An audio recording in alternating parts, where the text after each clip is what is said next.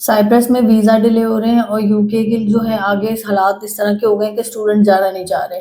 तो इस सिलसिले में अब आपको कौन सी कंट्री सिलेक्ट करनी चाहिए और यूके और साइप्रस जो है इनके बिटवीन में क्या डिफरेंसेस हैं, और ये अगर आप यूके सिलेक्ट करते हैं या साइप्रस सिलेक्ट करते हैं तो इन दोनों में से कौन सा कंट्री आपके लिए ठीक रहेगा।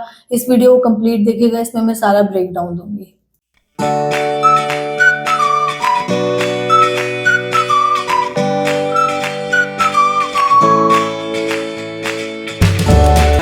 Assalamualaikum students, my name is Atika Gill and I am the CEO of Aegis Consultant।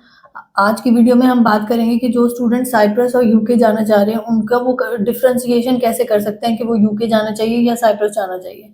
सबसे पहले तो हम बात कर लेते हैं जो साइप्रस है, अगेन वो वीज़ा में डिले कर रहा है और जो यूके है वो काफ़ी ज़्यादा स्टूडेंट्स का रश हो गया। तो स्टूडेंट्स जो है वो आके फिर इस तरह की डिस्कशन करते हैं कि मैम यहाँ दोनों में नहीं जाना, उसके अलावा कोई कंट्री बताए। तो वंस एंड फॉर ऑल मैं आपके लिए एक चीज़ क्लियर कर देती हूँ कि जब आप स्टडी वीज़ा की बात करते हो तो जो भी आपको काउंसलर है, क्योंकि वो भी हमारा भी सारा बिजनेस यही है कि हम चाहते हैं कि स्टूडेंट का वीज़ा लगे एंड में, तभी हमारी भी अर्निंग है।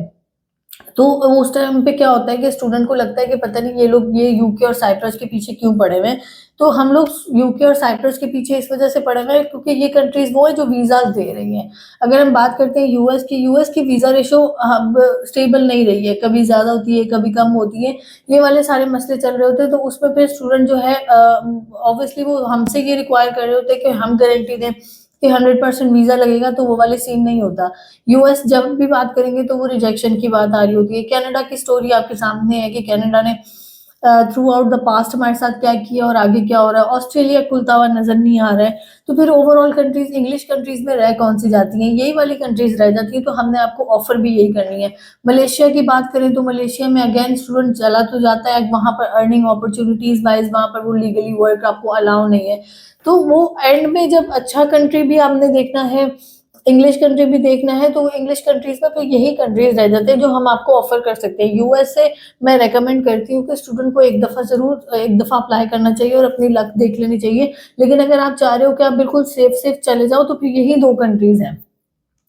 अब बात आ जाती है कि हम अगर बात करते हैं कि आपको यूके अप्लाई करना चाहिए या साइप्रस अप्लाई करना चाहिए। अब यूके और साइप्रस दोनों की अपनी अपनी एक चीज़ है। अगर हम बजट के हिसाब से देख लेते हैं तो फिर ऑब्वियसली आपकी साइप्रस बजट फ्रेंडली है। यूके की थोड़ी चीज़ जो यूनिवर्सिटी की फीस है वो ज़्यादा है, आपकी जो आईएचएस है वो ज़्यादा पे होती है, आपकी वीज़ा फीस वगैरह जो ये सारे मामला डाल के आपका जो ओवरऑल यूके का बजट है वो ज़्यादा पड़ता है as compare to Cyprus. Cyprus में आपकी फीस वही 5000 6000 यूरोज़ के राउंड अबाउट रह जाती है, जो कि आपके पूरे साल की कॉस्ट को कवर कर रही होती है ट्यूशन फीस की। तो वहाँ पर आपको बजट में मसला नहीं होता। दूसरी चीज़ जिसमें हम बात करेंगे क्वालिटी ऑफ एजुकेशन, अगर हम बात करते हैं तो फिर UK obviously quality of education wise ठीक है, मतलब कि सेकंड नंबर पे आता है अगर हम ओवरऑल बात करते हैं। और जब हम बात करते हैं साइप्रस की, तो साइप्रस की जो डिग्री है वो ग्लोबली रिकॉग्नाइज्ड ज़रूर है, लेकिन अगर हम कंपैरिजन में जाते हैं तो quality of education obviously UK की ज़्यादा बेहतर है। उसके बाद हम बात कर लेते हैं बैंक स्टेटमेंट की। जब बैंक स्टेटमेंट एक ऐसी चीज़ है कि स्टूडेंट जो है वो स्टार्टिंग में प्रोसेस के ही इस चीज़ को लेके बड़ा कॉन्शियस हो रहा होता है। तो यूके में क्या होता है कि आपने 28 डेज़ की for the cash bank statement maintain करनी होती है।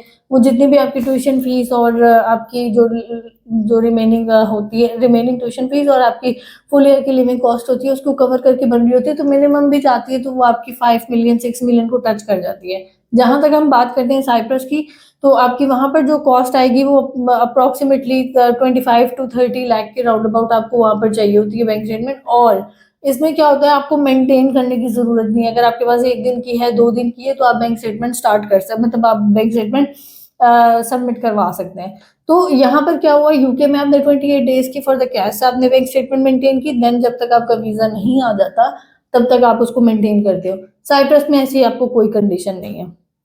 फिर उसके बाद अगर हम बात करते हैं, जैसे मैंने पहले बताया आईएचएस जो है आपकी जो यूके में है वो आपको जितना भी आपका कोर्स ड्यूरेशन होती है उसके अकॉर्डिंगली आपको आईएचएस पे करनी पड़ रही होती है, हेल्थ इंश्योरेंस जिसको कहते हैं। लेकिन साइप्रस में ऐसी कोई कंडीशन नहीं है। यहाँ पर आपको ट्रैवल इंश्योरेंस पड़ सकती है, लेकिन आपको जो है आईएचएस जो है बहुत ज़्यादा वो नहीं पे करनी पड़ती।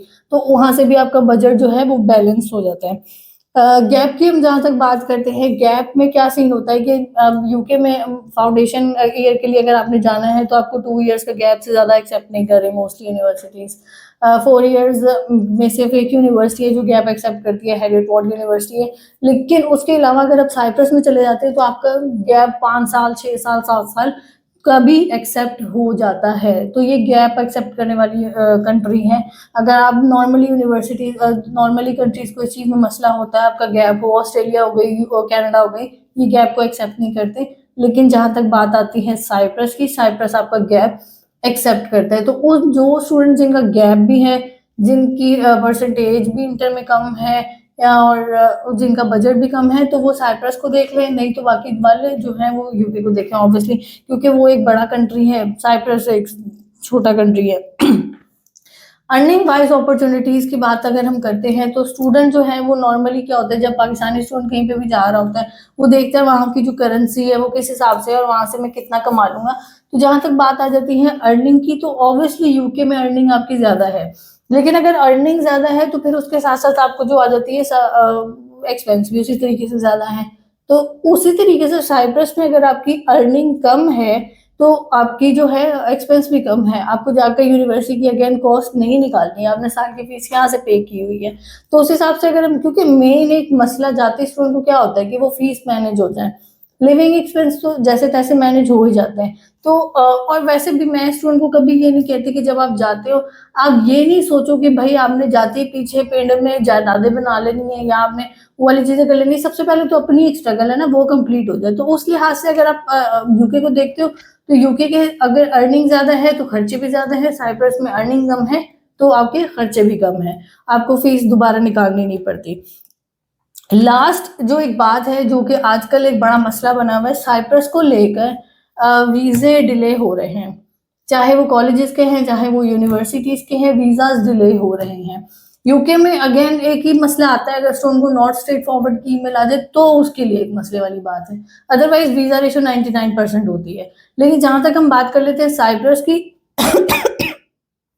तो आपको वहां पर अगर आपको वहां पर साइप्रस में अगर अप्लाई करना है तो वहां पर आपको टाइम लगेगा, आपको चीजें उस तरह की होंगी कि आपको डिले आ सकता है, आपको 4-4 महीने भी डिले करना पड़ सकता है। तो आगे जो भी स्टूडेंट साइप्रस के लिए अप्लाई कर रहा है वो अपने माइंड में रखे कि 6 to 8 मंथ का प्रोसेस भी जा सकता है। ये ओवरऑल एक इसके ऊपर सारी चीज है जो कि साइप्रस और यूके का कंपैरिजन है। आप इसमें से आप खुद डिसाइड कर सकते हैं कि आपने किस कंट्री में जाना है। इन्हीं बेसिस पे चीजें डिसाइड होती हैं। आपको कोई क्वेश्चन हो, कोई क्यूरी हो, मेरी टीम से कांटेक्ट कर सकते हैं। Thank you so much.